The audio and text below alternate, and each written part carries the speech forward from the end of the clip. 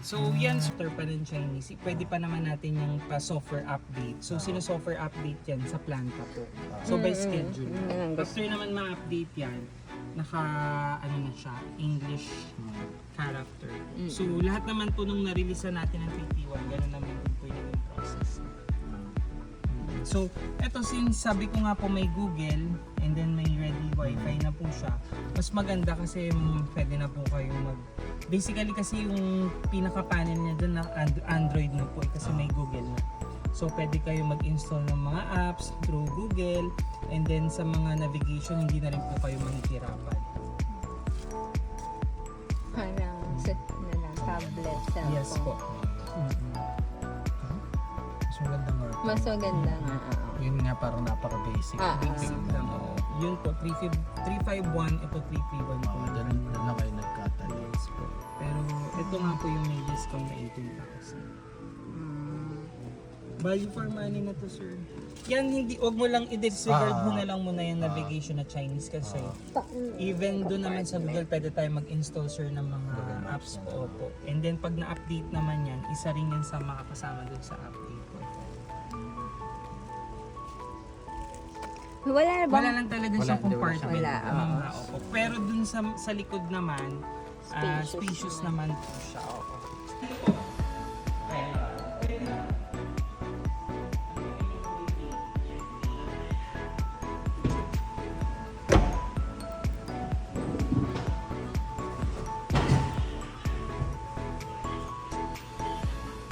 Tapos bigyan lang din kita ng konting brief history po ni Dongfeng po. Si Dongfeng po kilala po talaga yan sa Europe at saka other Asian countries.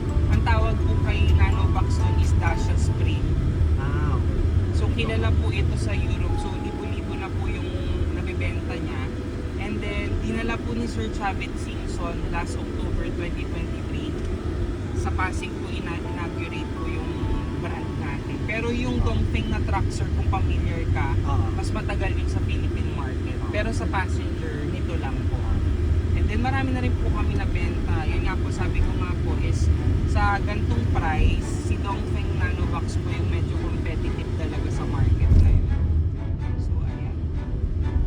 I-feel mo, sir, yung ride mo. And then, eto, hindi ka magdadalawang isip, sir, na dalhin to sa mga expressway.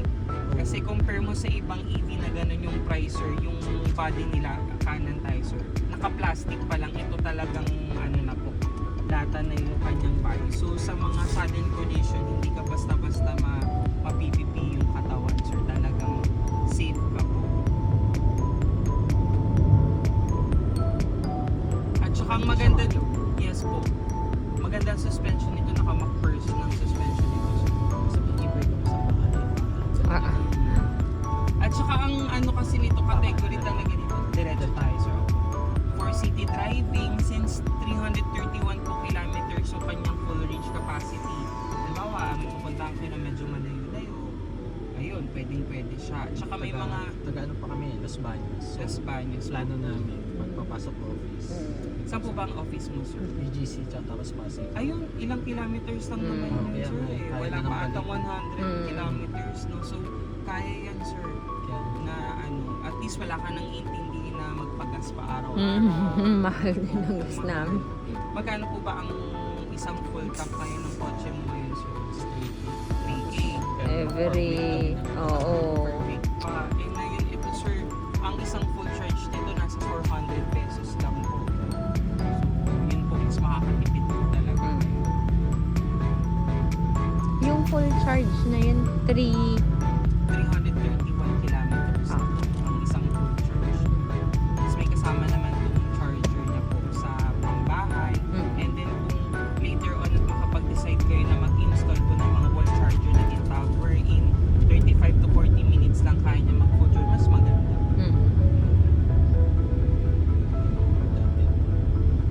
susunod May diretso. Diretso pa.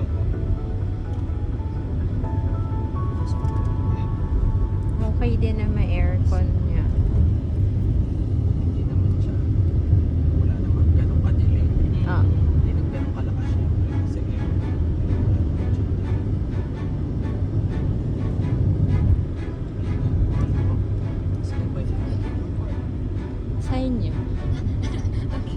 Hindi, sa inyo sila. Yung para Hindi aayusin yung transition. oh,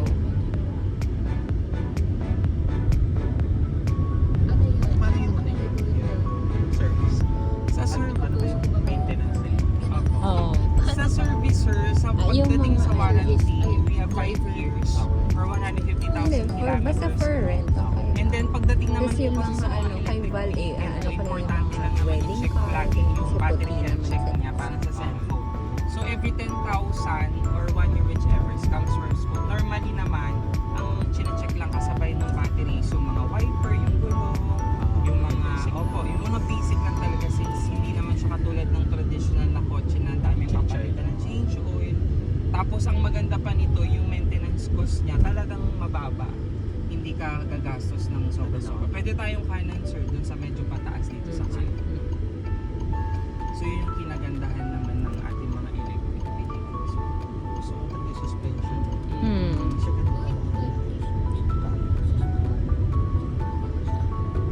Hindi, syempre may battery ka pa. Expect ko yung mga loob. Hindi, maganda, oh. At saka si Dongfeng bigyan lakta ng konti ABS. Siya mismo yung nag-assemble sa mga pick-up ni Nissan, sir. Opo. Siya po mismo yung nag-assemble. Kaya kung sa expertise po ng pag-assemble, paggawa, pag-create ng mga kanan tayo, sir, mataas na po yung experience nito. Tapos kung familiar kayo kay JAC, mas matagal na po si Dongfeng sa pag-manufacture ng mga unit compare mo kay JAC. Which is si JAC is successful din ngayon. Ngayon wala nga lang silang EV pa ngayon. O, tapos ligo na tayo sa pag village na kasi ano po pag ano.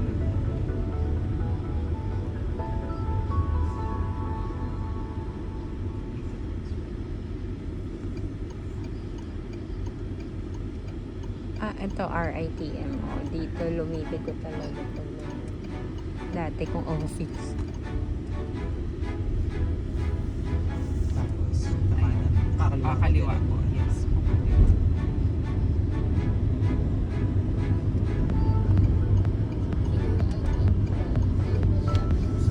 Hindi ka mag-expect dun sa loob. Kasi Oh, okay lang for secondary. manual lang. Ano Oh, po? manual lock dito sa likod. Oo. Meron siyang lock-unlock dito. Ayan, meron.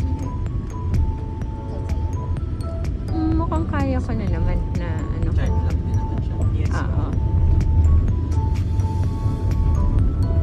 Pwede ba kami magpalit ni Miss? Pwede po. Pwede po. Okay.